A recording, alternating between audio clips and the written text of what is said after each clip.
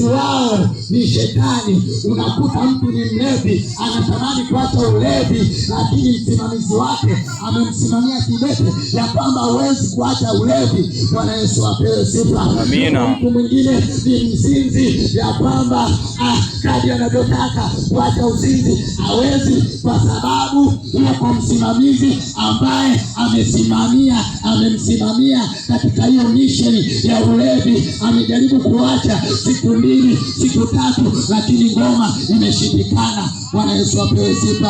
Haleluya, haleluya. Amina. Juu ya wasimamizi, leo mchana wa leo, wewe msimamizi wako ni nani? Yuko mwingine anatamani kuacha uchawi, lakini hawezi kuacha uchawi kwa sababu yuko msimamizi. Biblia nasema ya kwamba wanateseka, wanapata tabu wa Israeli kwa sababu ya huyo msimamizi.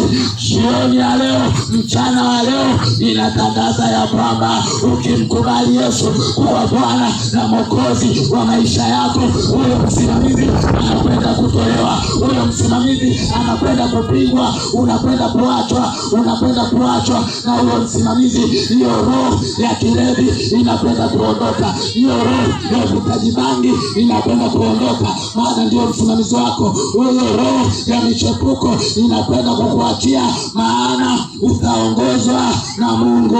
Ukiongozwa na Mungu unakuwa mtu smart.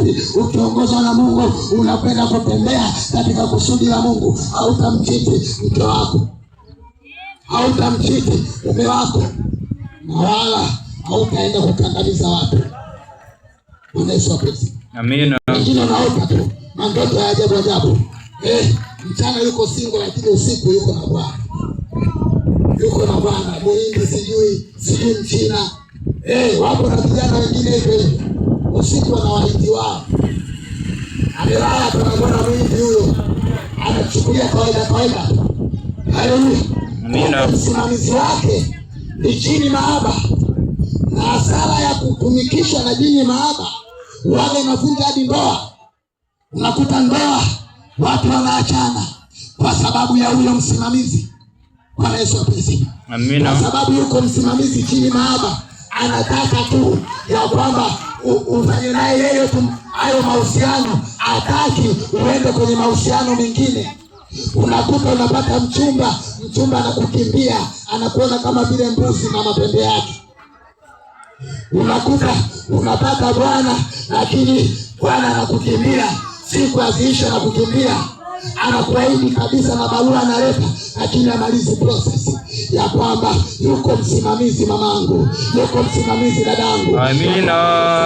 Kwa ajili ya kuzuia mambo ya baraka, yuko msimamizi ambaye amesimama dadangu kwa ajili ya kurostisha maisha yako. Kuna dada mmoja yuko anasimamiwa na jini mama. Lile jini mpaka lizana. Bwana Yesu asifiwe.